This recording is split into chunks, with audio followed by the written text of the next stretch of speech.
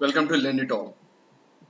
So the courses are being designed for UPSC, APPSC, TSPSC and other state competitive examinations, and the concepts will be given very clear and very easy, right?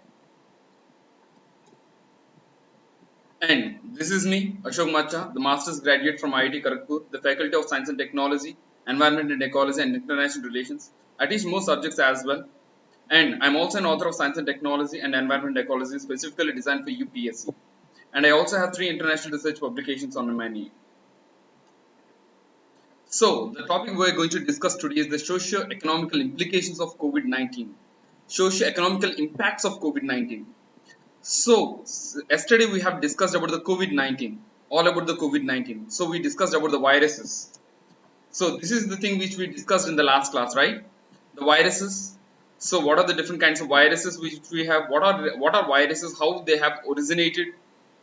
How they have evolved, why it is very difficult to design a drug or a vaccine for a virus, and what is the mechanism for that particular replication, the types of the viruses, and what is the particular disease, what are the symptoms, and how far it has actually spread, right? And the vaccines and the potential treatment and the myths associated with it.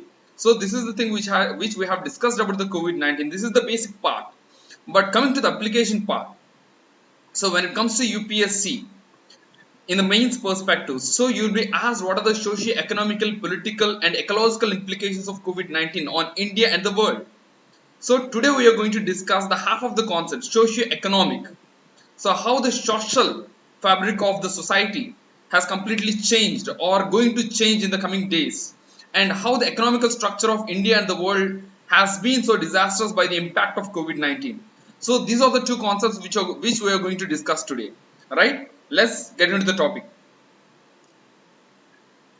So, from the yesterday's class, this was the query which was asked to me by Naveen, right?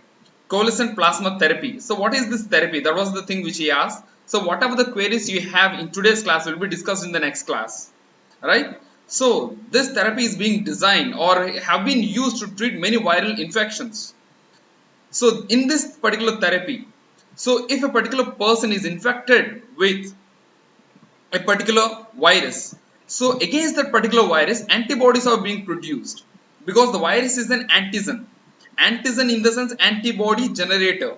So the antigen produces antibodies within the body of a host. So those particular antibodies will be collected. The antibodies from an infected patient after he gets cured, after he discharges from the hospital, the antibodies shall be collected from that particular individual, and those antibodies are to be transfused into the patient so that the antibodies will act against the virus.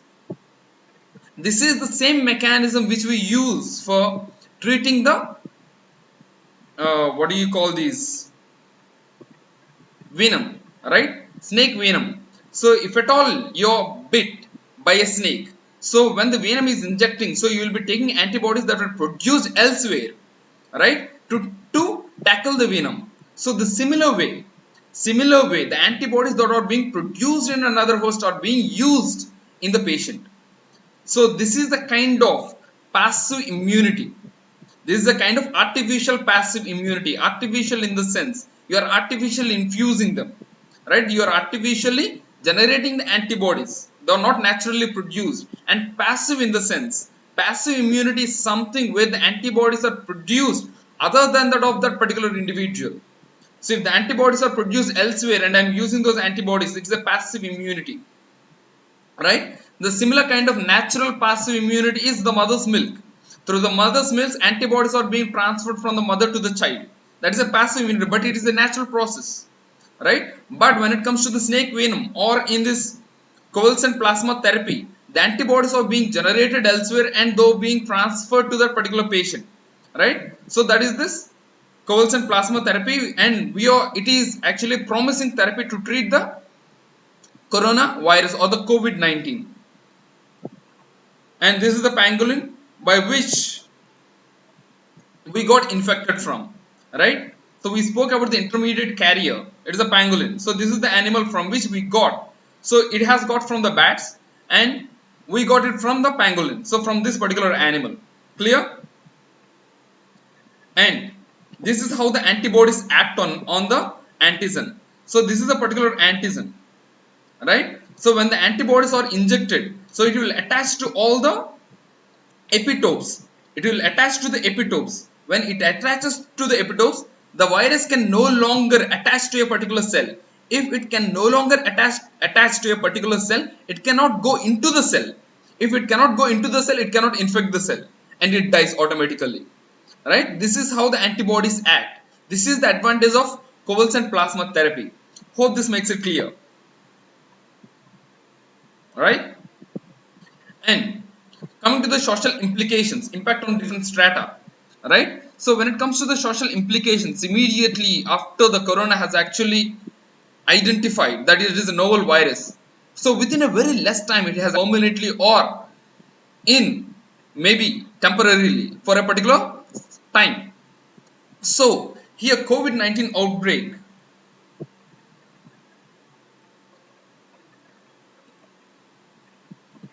So the COVID-19 outbreak affects all segments of the population. This is important, right? It is affecting all segments of the population.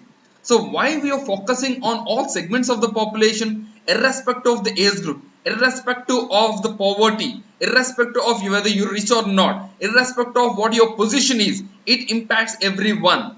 So the outbreak affects all segments of the population. This is more important because the previous outbreaks, so whatever the virus outbreaks which has happened recently or in the past many years, we used to call them plagues.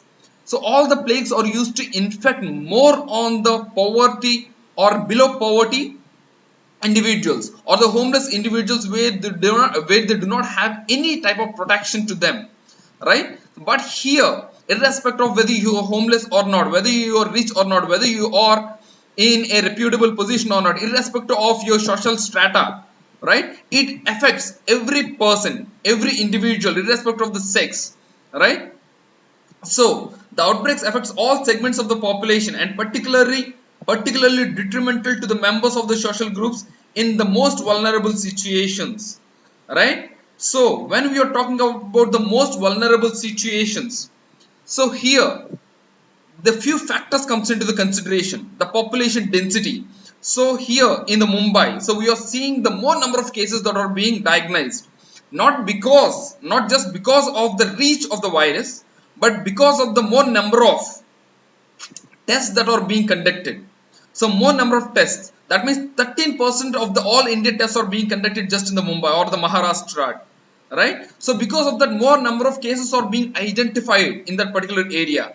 But here there is a problem. So we have identified the virus might have reached into the slum of Mumbai.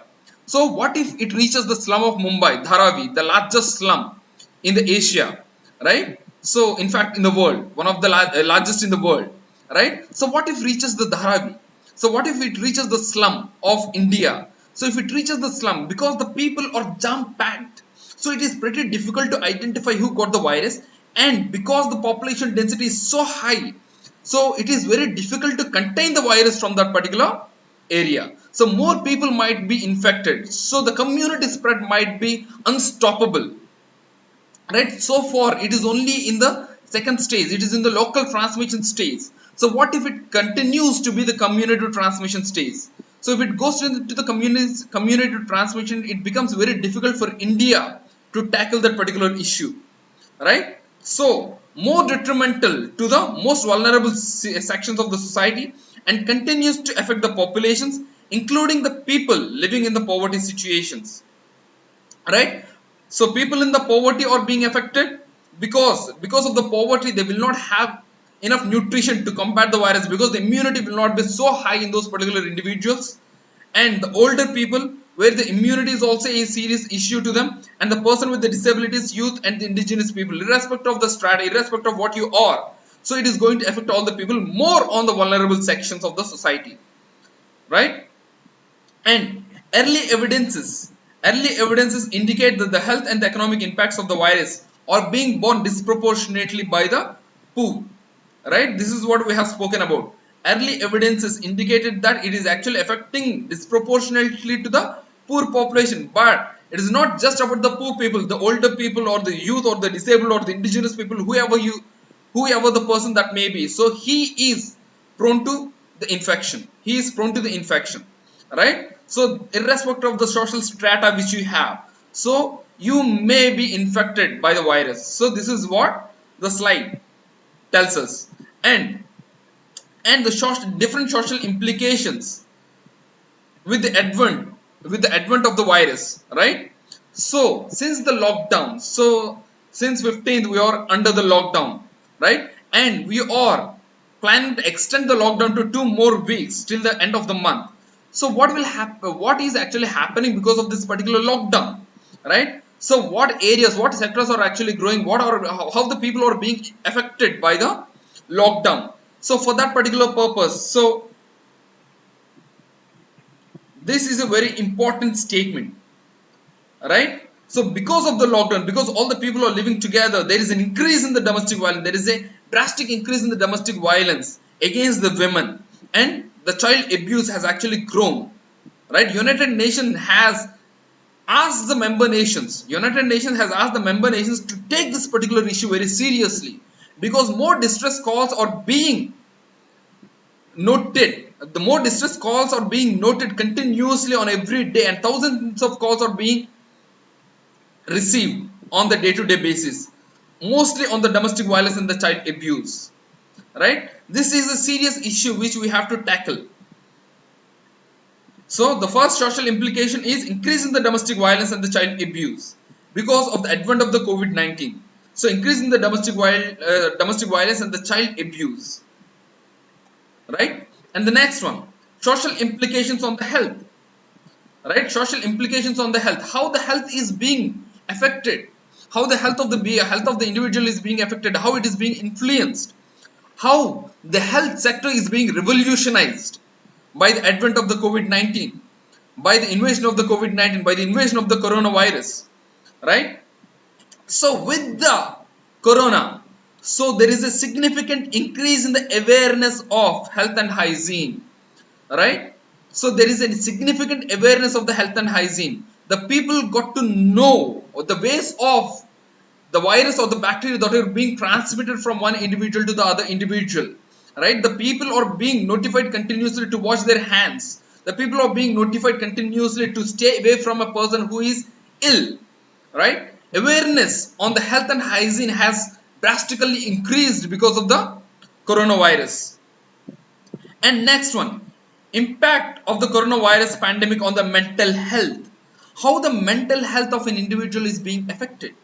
How the mental health of an individual is being affected. So because of the fake messages that are being circulated, because of the rumors that are being circulated, because of the speculations that are being drawn because of the virus, right? So it is infusing the fear and anxiety to the individuals, right? So the mental health of an individuals are at stake, and the continuously staying at home without the social, without the social connectivity. So there are many people who are being depressed continuously, and we all have also seen the domestic violence and the child abuse. So it directly affects the mental health of a particular individual, right? So impact of the coronavirus pandemic is affecting the mental health. And when it comes to the rumors and speculations, recently even Ratan Tata is a victim of the fake messages. Even Ratan Tata is a victim of the fake messages, and we all have seen this particular message, the mandate to all. The Disaster Management Act has been implemented, so nobody should share any message on the COVID or the corona, right? That is a fake message, right? Supreme Court has actually given the instruction to the government of India so, to make sure it tackles the fake news. So it makes sure the true or the real news is being transferred, the true information is being transferred to the citizens. But it did not actually restrict the people from transferring the right information to the people of India. And the next point, with the COVID-19, with the lockdown, so there can be a rise of telemedicine. There can be a rise of telemedicine. So this is the area where you can actually tap on. So during the lockdown, if at all you want to visit a particular doctor, so it is becoming highly improbable, right? So to get the mandatory passes, to get the passes to go to the doctor, so many passes are being rejected in many states. So 8 out of 10 passes are being rejected by the police. So in those particular circumstances, the way during the medical health conditions, the only way you can actually address the particular problem is the telemedicine. So there can be a rise of telemedicine. Alright, and next point is democratizing medicines through the public ownership. Democratizing medicines, this is a very important area where you have to focus on. Why? Because the privatization of the medicine, yesterday we have actually seen what the privatization of the medicine or the health will actually will affect the individual on. So the privatization means they are for the profit making. So if at all they do not see any potential profit making, they will not manufacture the drugs, they will not manufacture the equipment, they will not look into the prospects of the health or the hygiene or the health apparatus or a health infrastructure of the particular individual. So for that particular purpose, you have to democratize the medicines through the public ownership. So if at all you're going for the public ownership, it is a welfare state. So obviously, when the people are being infected, so it will think about the future, it will think about the welfare of the individual, not just the profit making. So democratizing medicine can be a huge prospect for us. So it is the high time for us to look into the democratizing medicines, right, rather than that of looking into the profitization of the health sector. And the next one, virtual reality applications and the home remedies, right? So we already discussed about the mental health conditions. You cannot go out. You cannot go out in those particular circumstances. So virtual reality applications can actually come to the rescue, right? You can, if at all you're going to go, if at all you want to go to a park, so you can just sit in the home and you can visit a park. You can visit any place on the virtual reality platforms.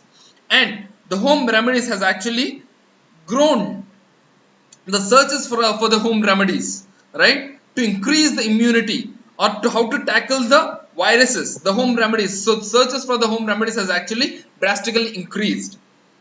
And the next point, healthier digital lifestyle. What do you mean by healthier digital lifestyle?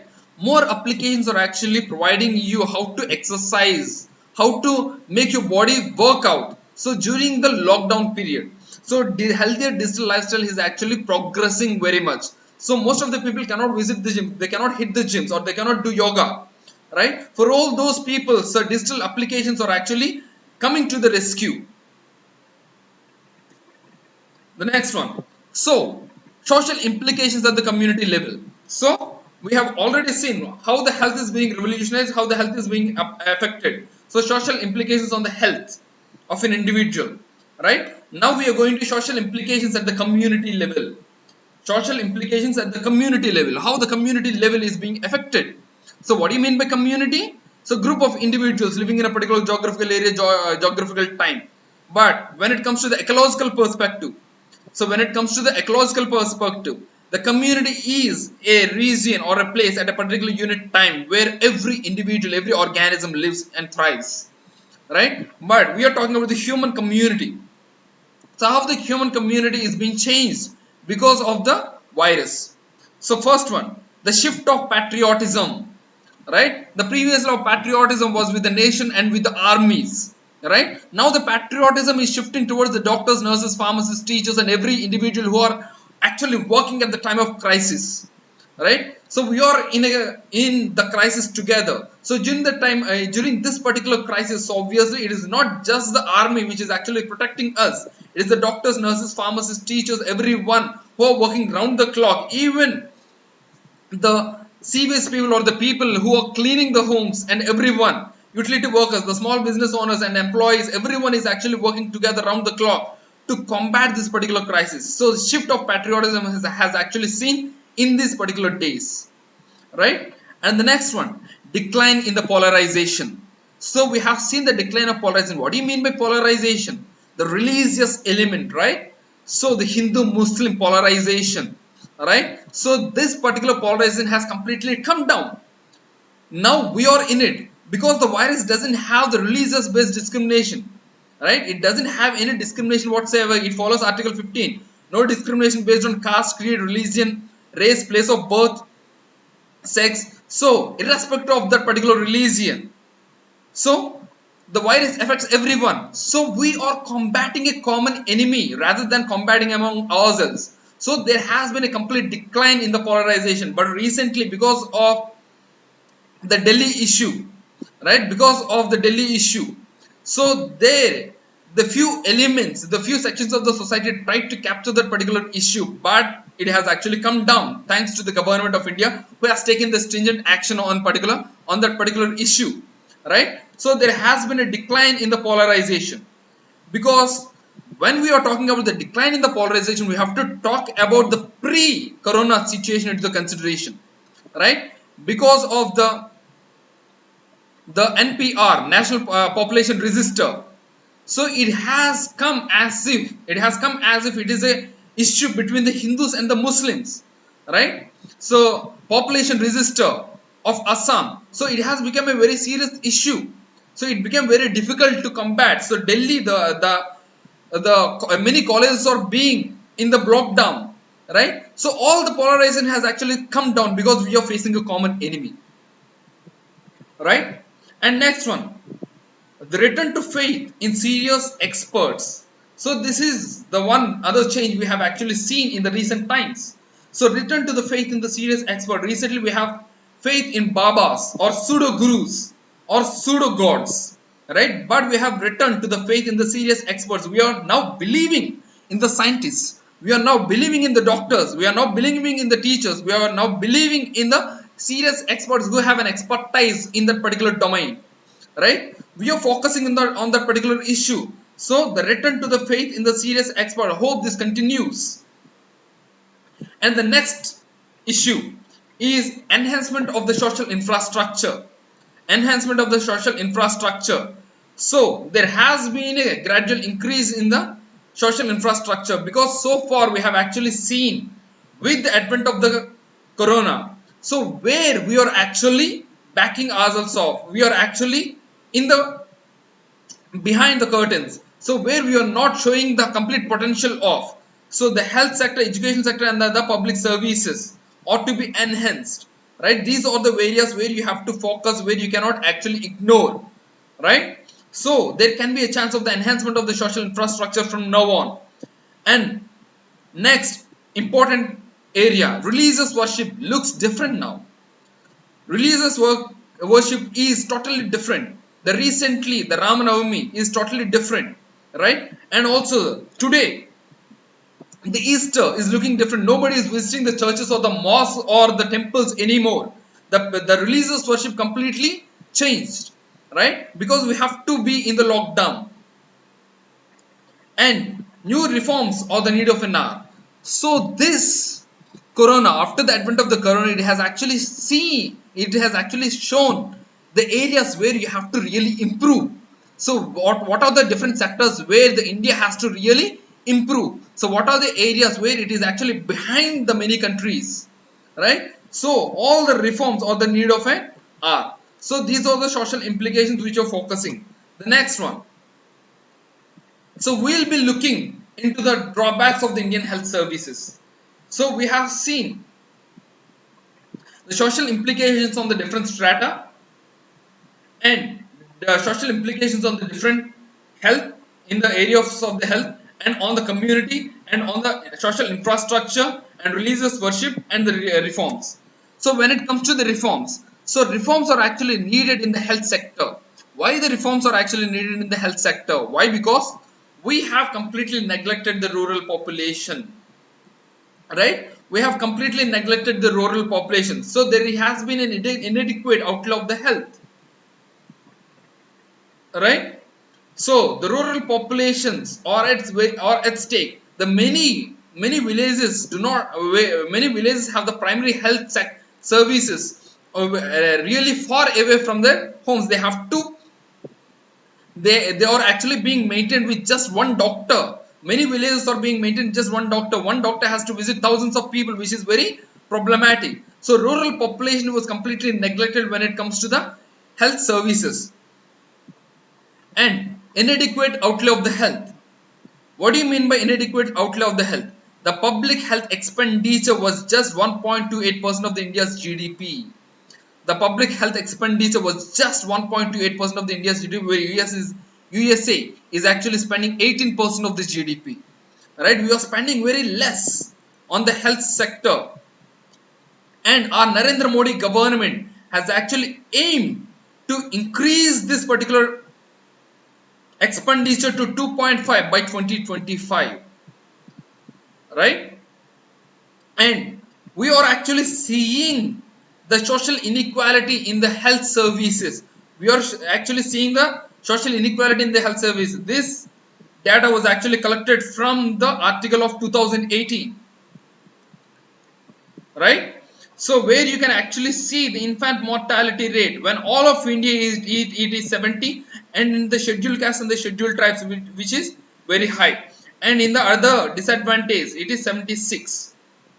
Right? And in the others it is just 61. Right? When it compared to the others and the scheduled caste and the scheduled tribes, you can see the clear difference. So we can see the social inequality when it comes to the health services, and under mortality rate when it comes to the others 82, and when you compare it with the scheduled caste and the scheduled tribes, which is really high, comparatively very high, and the percentage child underweight. These are the measures to say whether the health services are actually going into the deeper layers, deeper strata of the Indian community. So when it comes to the others it is 41, when it comes to the scheduled caste and the scheduled tribes it is 53 and 55 respectively. Right? So there has been a social inequality when it comes to the health services. And one major issue which we are addressing now is the shortage of the medical personnel.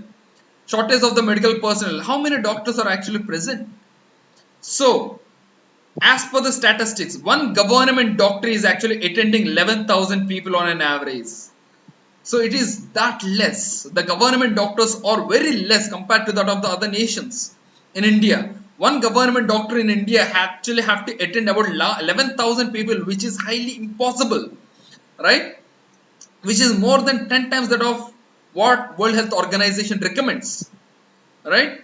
And as of March 31, 2017, the country has a shortage of 10,000 female health workers at the primary health centers, and 11,000 female health assistants, and 15,000 male health assistants, and more than 61,000 female health workers and auxiliary nurse midwives at the sub centers. So obviously in every area we are actually seeing the shortfall of the basic infrastructure, that is the medical personnel.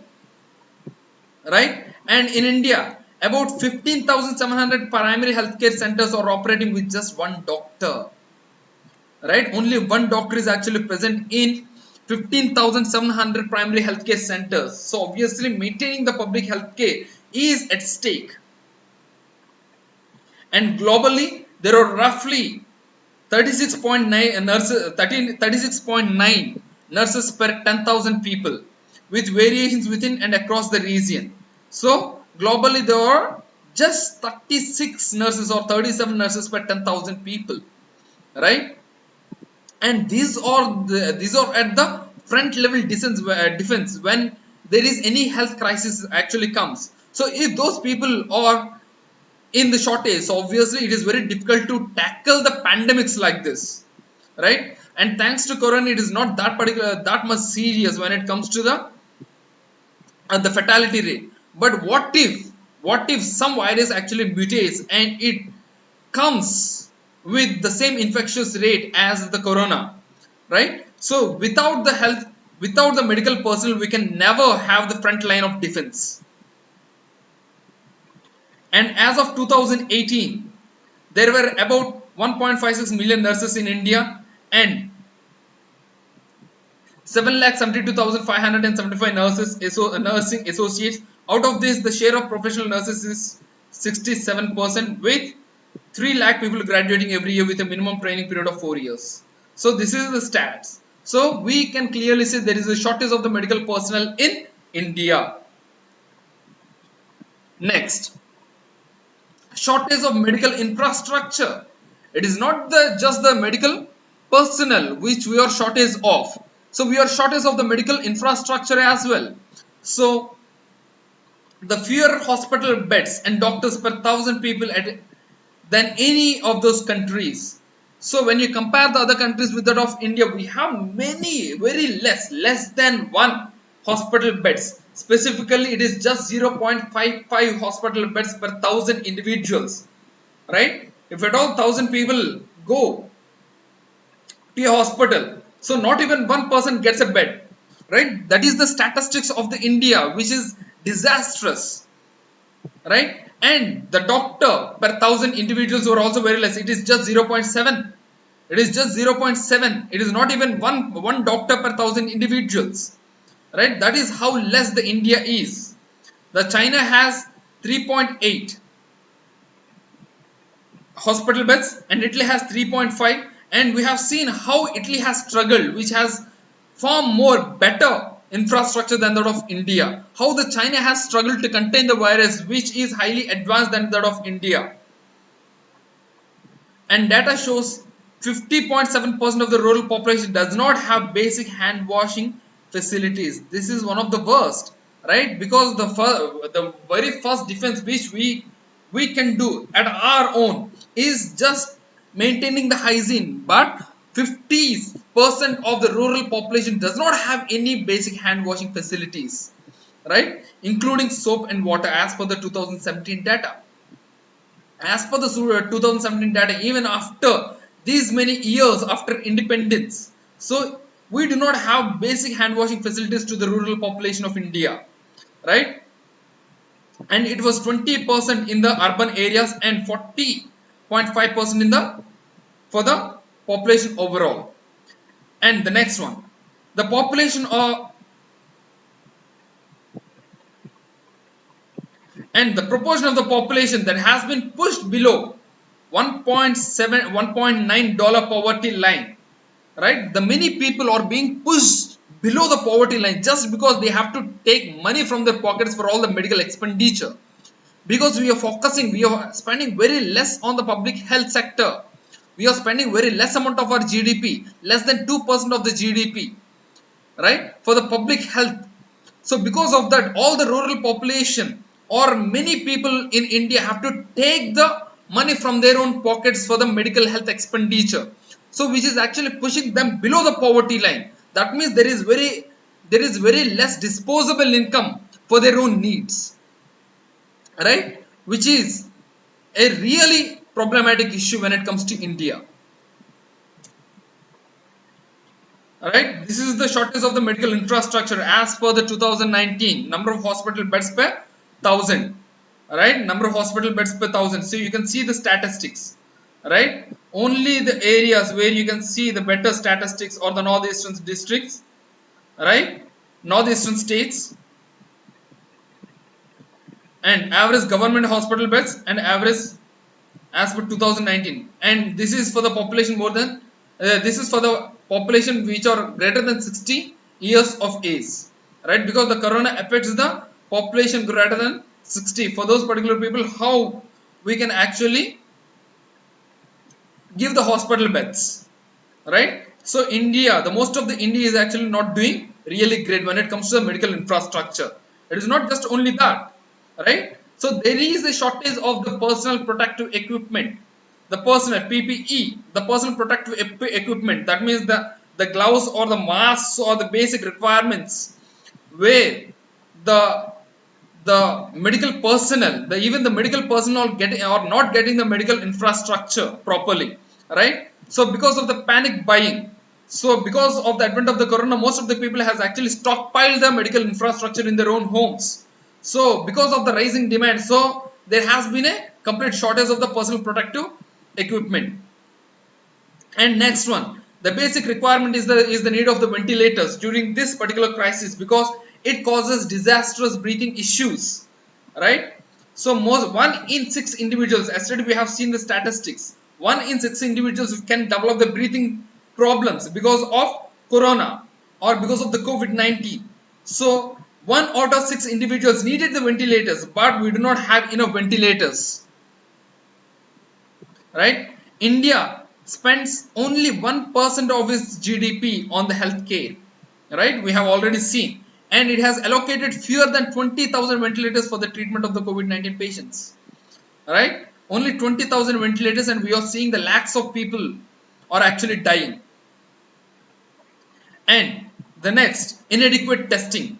Right? India has actually tested over 1 lakh individuals. I think it is supposedly around 1.5 lakhs. That's all. And India is actually planning to scale it up to 2.5 lakhs by 15th. Right? 2.5 lakh by 15th. So why inadequate testing is a serious issue? Right? So most of the countries, most of the data is actually showing that the more the testing, you can actually identify more number of corona cases, and more number of cases you can identify, more fast you can act on restricting the virus from actually spreading.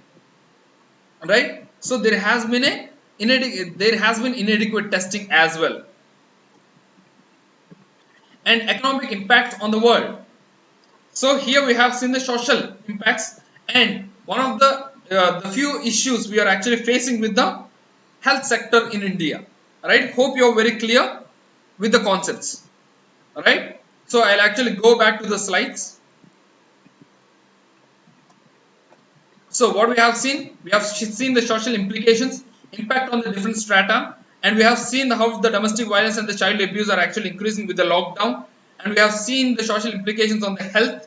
Right? How the awareness has actually increased, how it is actually affecting the mental health of an individual, and how the telemedicine might actually rise, and how the democratizing medicines is actually a much needed necessary right now, and the virtual reality applications are actually can help the people during the lockdown, and the healthier digital lifestyle is actually at boom.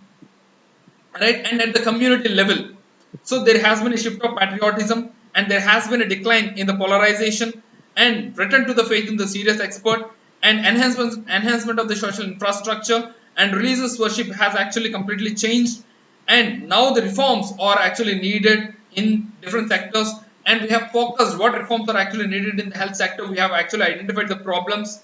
Right? The rural population is completely neglected, and inadequate outlook of the health. So the amount of GDP, percentage of GDP we are actually spending on the health sector, the prime public health care, is actually very less, and we can actually see the social inequality when it comes to the public health.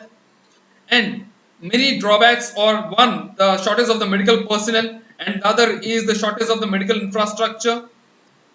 Right? And the shortage of ventilators and inadequate testing. So now we look into the economic impacts on the world. Right? So when it comes to the economic impacts of the world, so the previously we have seen many such scenarios where one country is actually affected, and it has given the rippling effects in the other nations as a whole. If one country falls into the crisis, all the countries will actually feel that particular crisis in their own nations. So that is such a big the economical problems are. Right? So we have seen the few years back where the China has devalued its own currency, where it has seen the rippling effects across the globe. And recently we have seen the trade war between the USA and China, where we have that has actually gave the rippling effects on the world. We have seen the economical sanctions on one particular country is economically distressing the other nation. So in such economically integrated world, such a massive scale of COVID-19, such a pandemic, how it is actually affecting the nation, how it is actually affecting the world economy. So this is what we are going to see, that the world is actually going into the recession now. The world is actually going into the recession, one of the worst recessions since the global recession. Right? So which has happened during the World War I. Right? So at that particular time, the world has gone into the recession, which the global recession, which took very long time to come out. So since that particular time, we haven't seen such a massive scale of economical impacts on every nation. Right? We'll see how it is actually affecting. So here, before we go into the economical impacts of the world, we'll see what is the global share of GDP. So global share of the nations in the global GDP. So we can clearly see that United Nations has about 23.6% of the global GDP. Alright? Near 1/4 of the global GDP is by the United States, and about 15% of the global GDP is by the China, right? And 173 countries have just about 21.2%, right? And the other countries, United Kingdom is of 3.3%, Germany is about 4.6%. So here, by seeing this particular statistics, by seeing this particular status, we can clearly see about 23 and 15%. The China and United States are one of the worst affected nations, right? And when it comes to the European nations, they are also worst affected by the COVID-19. So we can see how the rippling effects on the other countries will be, right? So we will see economic impacts in the world. In 100 days, the COVID-19 pandemic has paralyzed the global economy. So this we are really certain of. So how we can really say the US?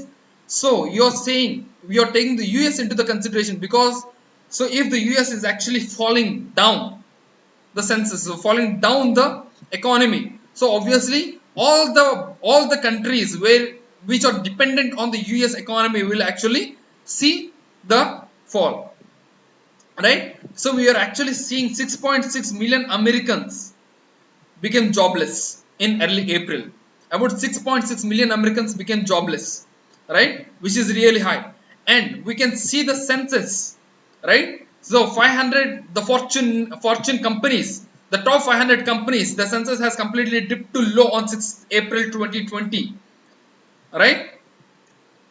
And you can see UK interest rates have completely fallen down, and UK GDP has completely reduced, is actually being reduced, right? So oil prices are actually coming down. So when it comes to the oil prices, so obviously there is a decline in the demand. So because of all the people are actually staying indoors, there is a lockdown in not just one nation, in more than 100 nations. There is a mandatory lockdown. So because of that lockdown, because of the social distancing, not many people are actually moving, which actually decrease the demand for the oils, right? Which has actually decreased the amount of the crude oil prices. And when it comes to the Chinese industrial production has actually fell by 13.5%. Alright?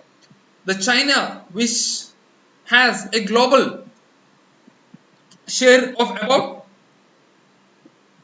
15.5%, has actually declined in the production. And now, so because it has contained the virus, now it is actually starting the industrial production as well, and it is actually producing whatever the necessary goods that are essential for containing the corona or the COVID-19, right? In the first 2 months of the year, we can see the reduction in the production in the China as well. And India is mostly dependent on the Chinese products, and not just in one sector. In many sectors, India is solely dependent upon the Chinese products. So when the Chinese production actually stop, it will affect directly India. And when America, so India is a close ally to America, right? So India has great economic deficit with the trade deficit with the America as well. So we are importing more number of goods from the America as well. So because of that, when the America economy crumbles, so obviously the India also will go into the recession. So the next one, economic impacts of the world. And next other sector which was hardly hit was the aviation sector. So internationally, all countries' aviation sector was completely dropped down, because no flights are actually moving from one country to the other country, right? And for some particular time, the value of the gold has actually decreased. You can see during the month of March, there has been a decrease in the value of the gold. So usually the value of the golds or the investments in the gold will not actually decrease. But because the world is very uncertain how the global growth actually progresses, so for some particular time, the investments in the gold has actually completely decreased, and now it is actually jumping back.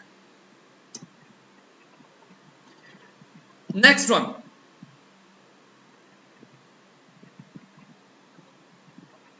the forecast. on the China and the other world. The forecast, when it comes to the forecast about the GDP, economical growth of the GDP, so we can clearly see there has been a decline in the growth. So we can see the growth in 2019 in the blue and the growth forecast in 2020. So because of the corona, so we can clearly see the GDP has been completely declined for every nation. For every nation, the percent of GDP has completely decreased because there is no economical activity, right? Because we are in a lockdown, we have closed the industrial sector. The most of the service sectors has been closed down. So because there is no economical activity, right? There is no revenue generation. If at all there is no revenue generation, there is very less GDP, right? It is a cyclic process. It is a cyclic process. I'll get money, I buy the product, industry gets the money, industry manufactures, and again it supplies the products, and again I buy. So if the economical activity stops at one particular stage, so obviously the entire system collapses. But there is one sector which is actually increasing the is actually showing the promising growth is the frozen food. Right? Or fast moving consumer goods. Fast moving consumer goods sector is actually progressing really well, right? That we can clearly see because of the lockdown. So because of the stockpiling, the frozen concentrated products and the fast moving consumer goods are being sold at a very faster rate, right? So we'll see. So far we have seen how the global economy is being impacted. So by this data, we can clearly see how the global economy has been impacted and how it is going to impact India. So we'll see the economic status of India before corona and after corona. So we're going to compare the both, because the economic status of India even before corona was not just was not so promising. It was, the growth has been slowed down.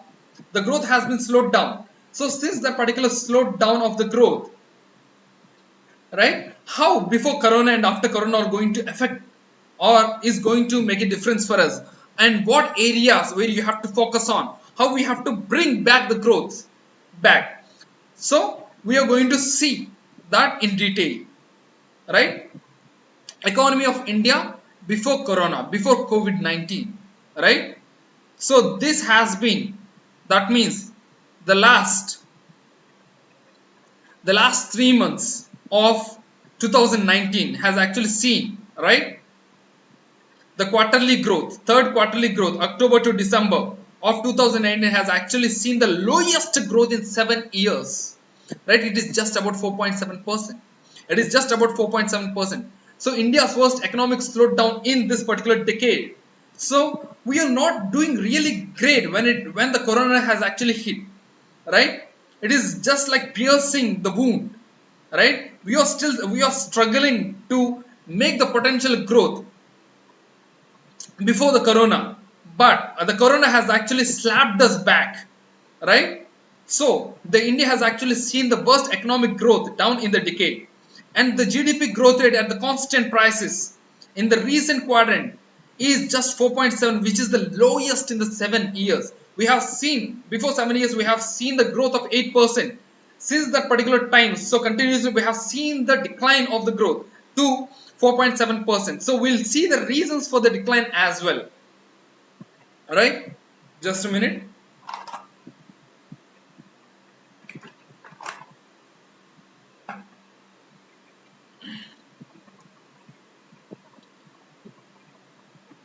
So the next one, in terms of the quarterly growth, the India has lost the fastest growing economy tag to the China. Alright, so India is one of the fastest growing economy, and the neighboring nation, the Bangladesh, is one of the fastest growing economy. It is called the miracle of the East, right? But unfortunately, we have lost the fastest growing economy tags to China, which is actually growing at 6% growth, right? 6% growth quarterly, right? And the IMF, International Monetary Fund, particularly spoke that the slowdown in the rural incomes and the domestic demand and the credit from non-banking financial companies as the plausible causes. What are the causes for the reduction in the growth, economic growth of India. The first one, which according to the IMF, it is the slow growth in the rural income. So the rural population. So this is a clear example which states that we are still the rural economy, which clearly point out that India is still the rural economy, right? So we are clearly seeing the rural economy is not actually progressing so well.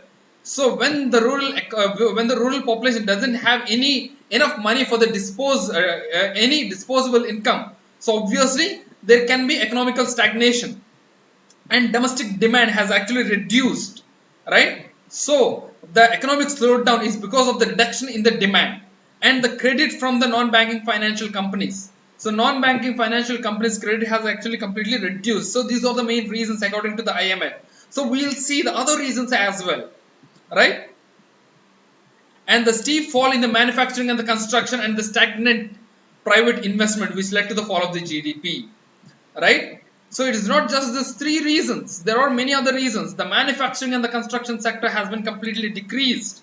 So we have seen the manufacturing sector because of the Supreme Court regulations on what vehicles ought to be used, what vehicles ought to be manufactured to reduce the pollution, right? So because of that manufacturing sector has completely has put on hold, and because of the reduction of the demand as well, the manufacturing sector was actually reduced, and the construction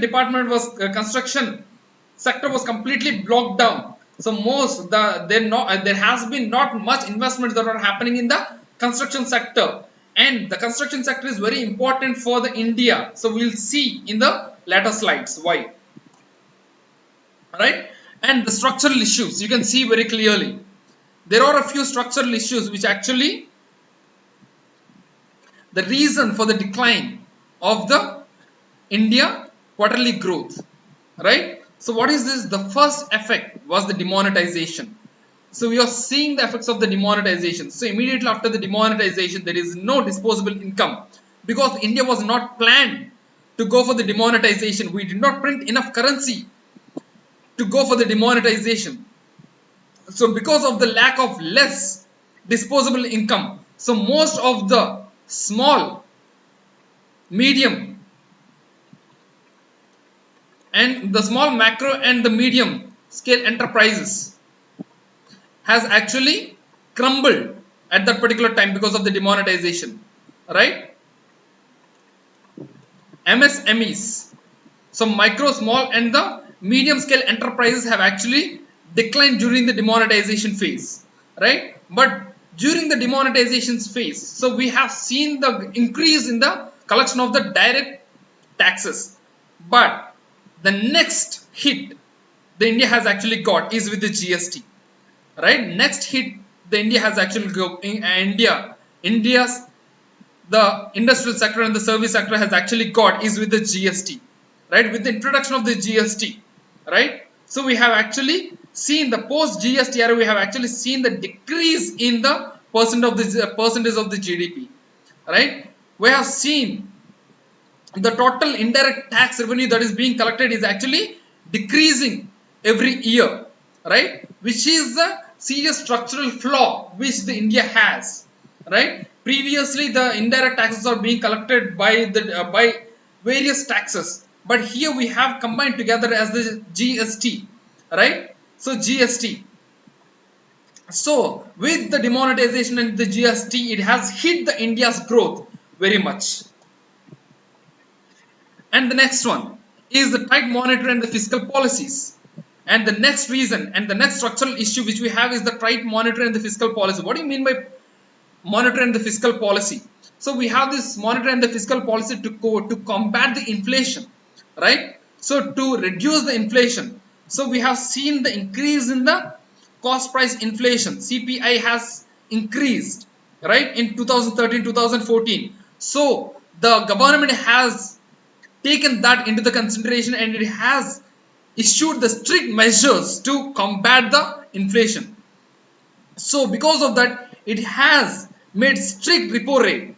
So repo rate was very strict. What is this repo rate, right? So repo rate is something which the central bank of the country, central bank, that means RBI of India, right, lends money to the commercial banks in the event of any shortfall of the funds, right? If there is an increase in the repo rate, if there is an increase in the repo rate, that means the interest at which the banks can lend the money from the RBI, right? If there is an increase in the repo rate, so the banks cannot take money from the RBI, right? The banks cannot take money from the RBI.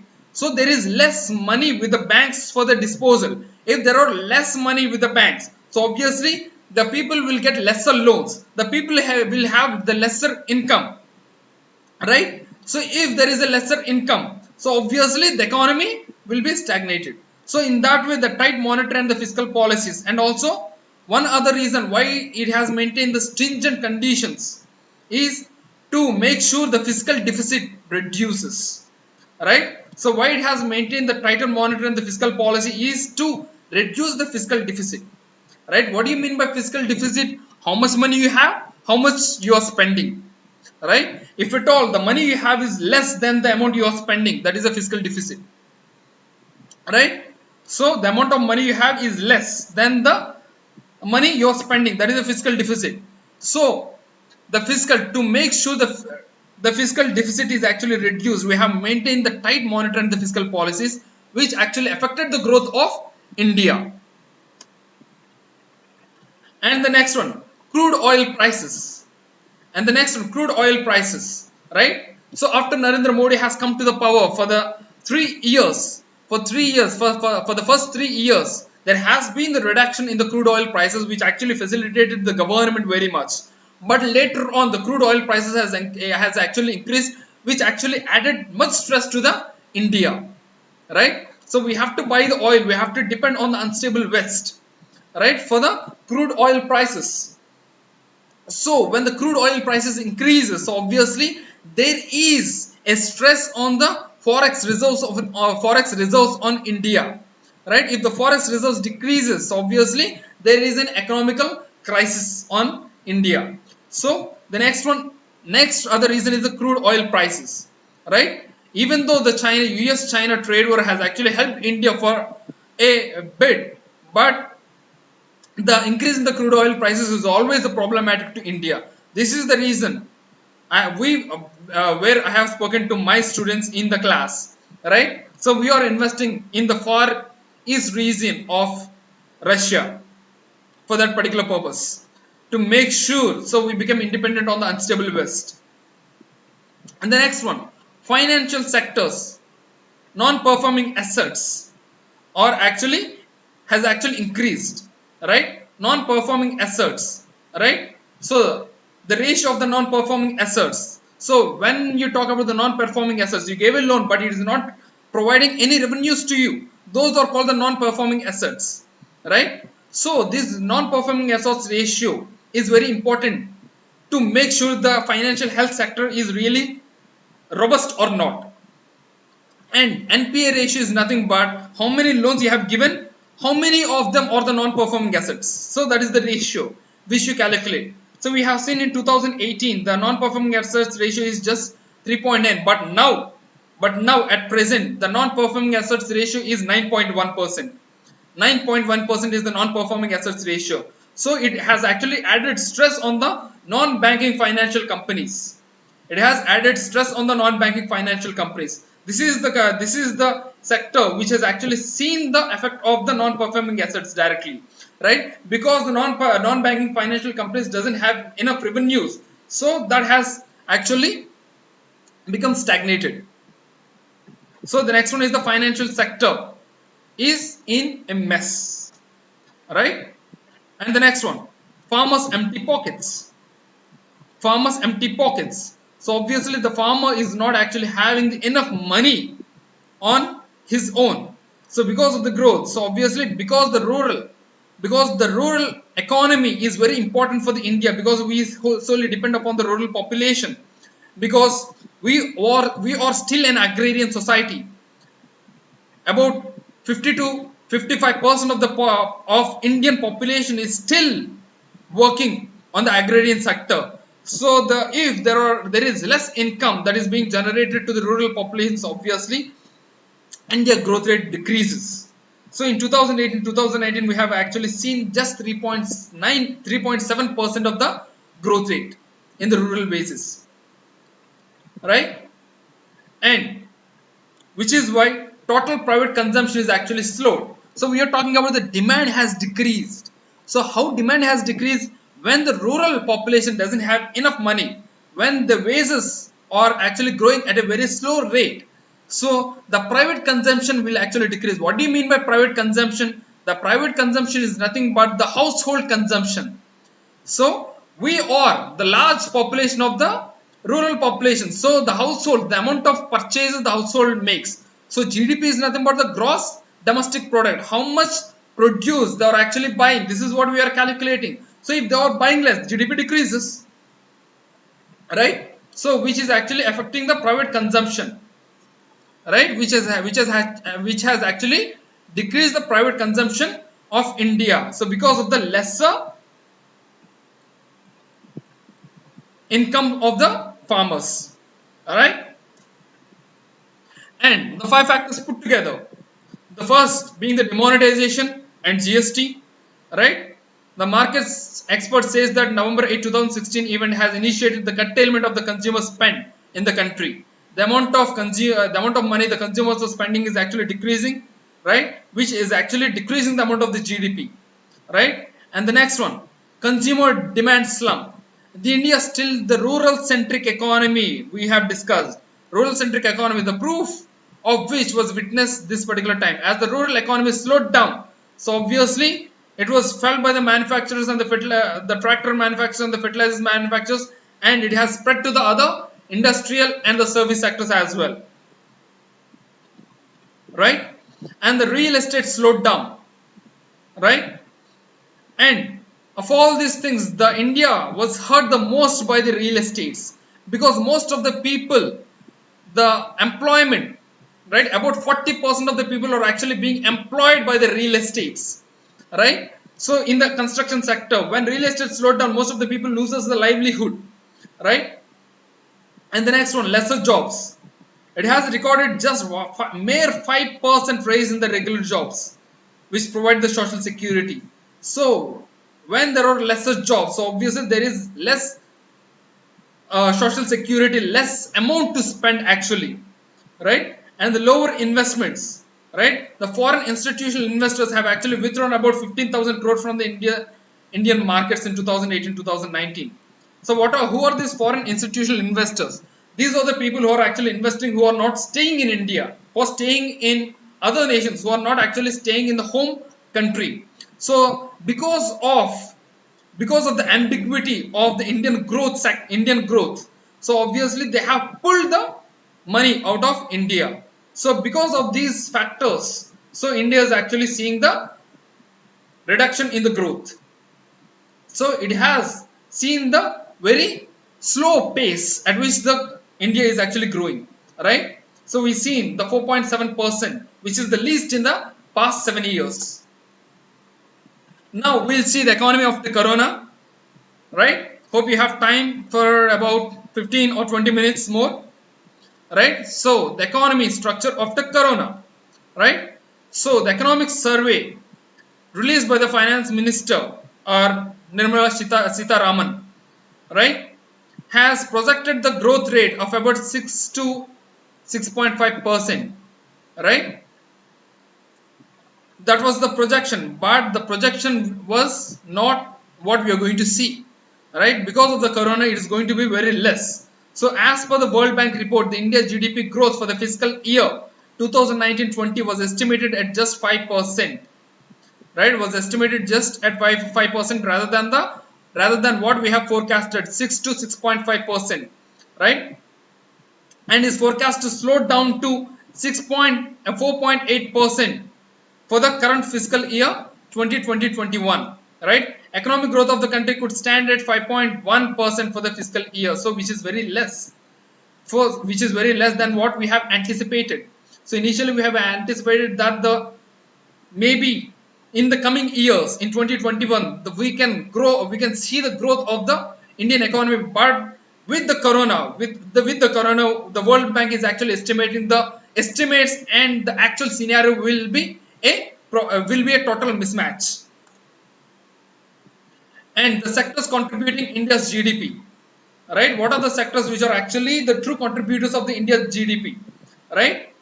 So we'll see the manufacturing sector, which we discussed previously, which is about 16.4%. The mining is 2.3%. The construction is 70.8%.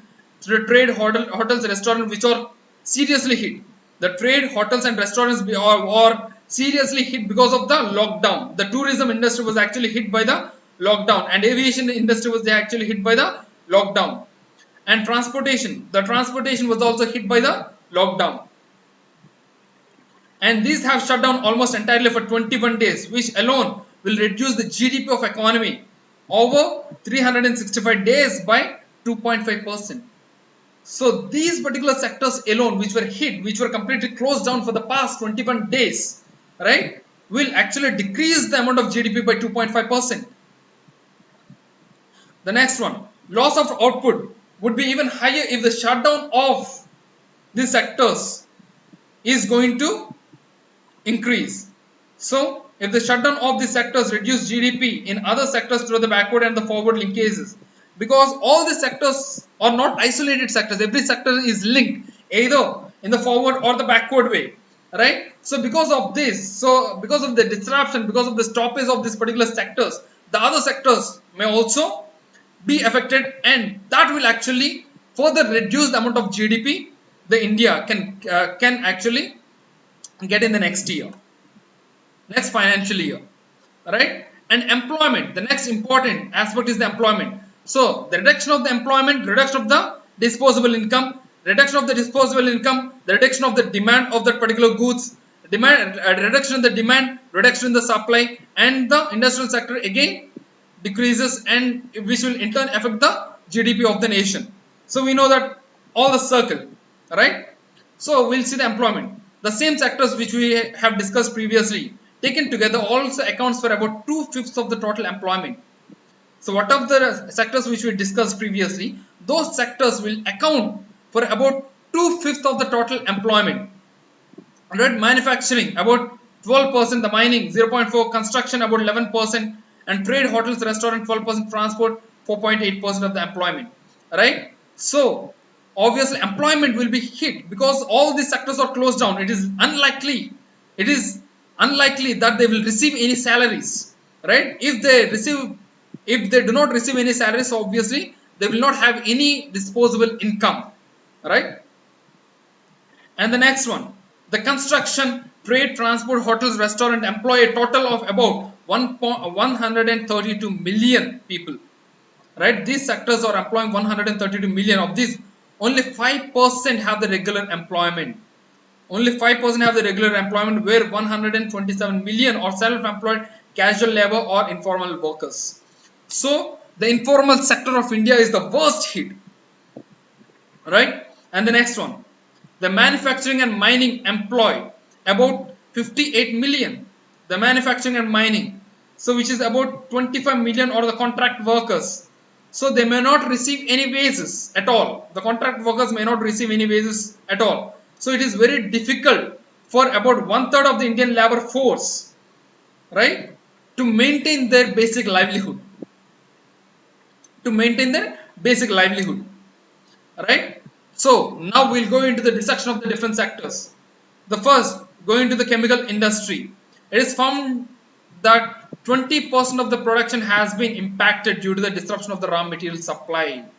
So why there is a disruption in the raw material supply? Because about 70% of the raw materials we are getting from the China, and from the China has completely stopped the export because of the lockdown, right? So because of that, about 20% of the production has been impacted for India, right? About 70% of the active pharmaceutical ingredients are being imported from the China, even though the production is really high, the pharmaceutical industry is really high. This is the reason why hydroxychloroquine supply is from India. The 70% of the hydroxychloroquine is from India. The manufacturing sector is really good, but the raw materials are from China, right? And the shipping industry, since there are no linkages, there is no trade that is actually happening, the shipping industry has actually completely reduced. About 75 to 80% of the daily bulk trade has been completely declined. and pharmaceutical industry. So we have already seen. So imports from the China on the raw materials are about 70%.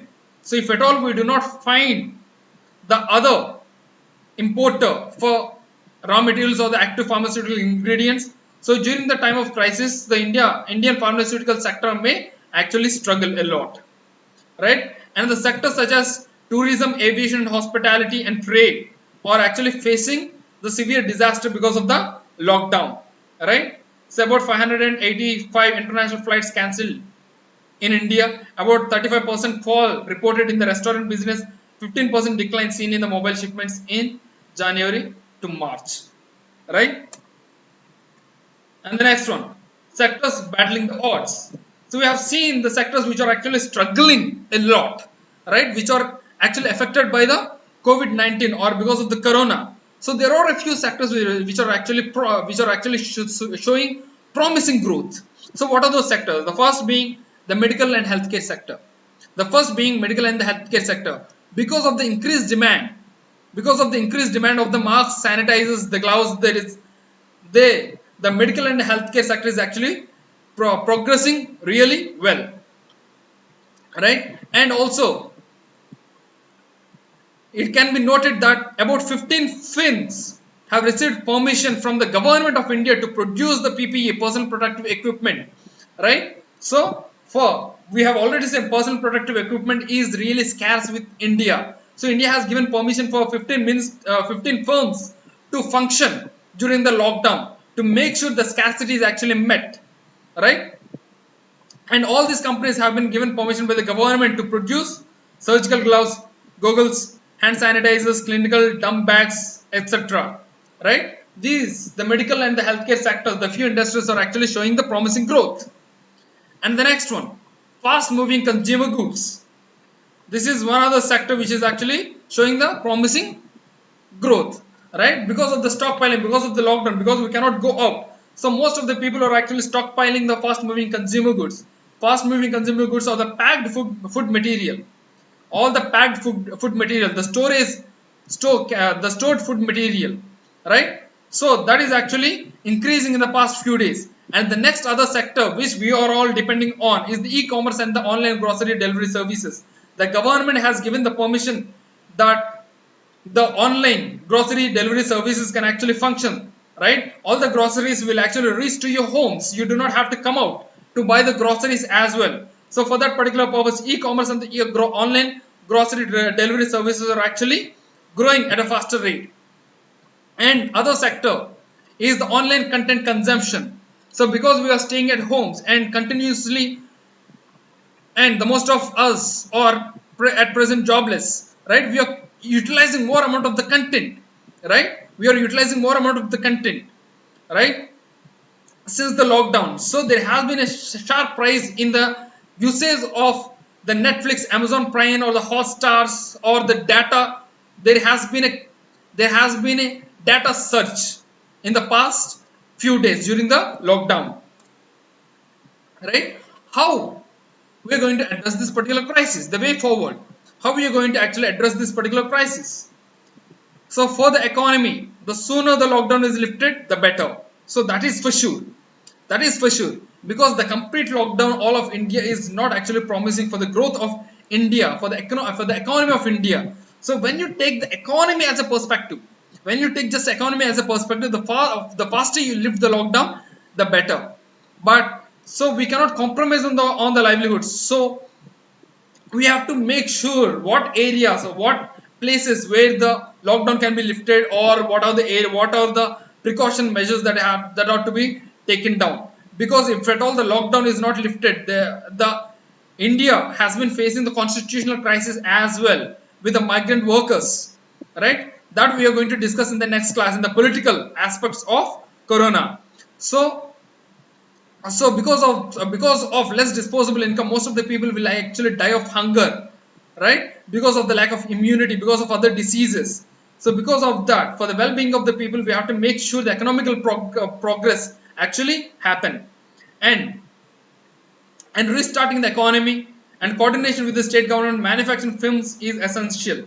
So manufacturing sector has actually should increase, and the migrant workers, so migrant workers issue has to be dealt at a faster rate. So migrant workers has to go to their homes, right, and immediately after the lockdown they have to come back to the work immediately, right, so that there will not be any lag in the manufacturing sector, in the start of the manufacturing sector, right. And the short term focus would have to be given on the households, on the demand side of the firms, right. The short term focus ought to be given on the demand side of the firms, on the supply side.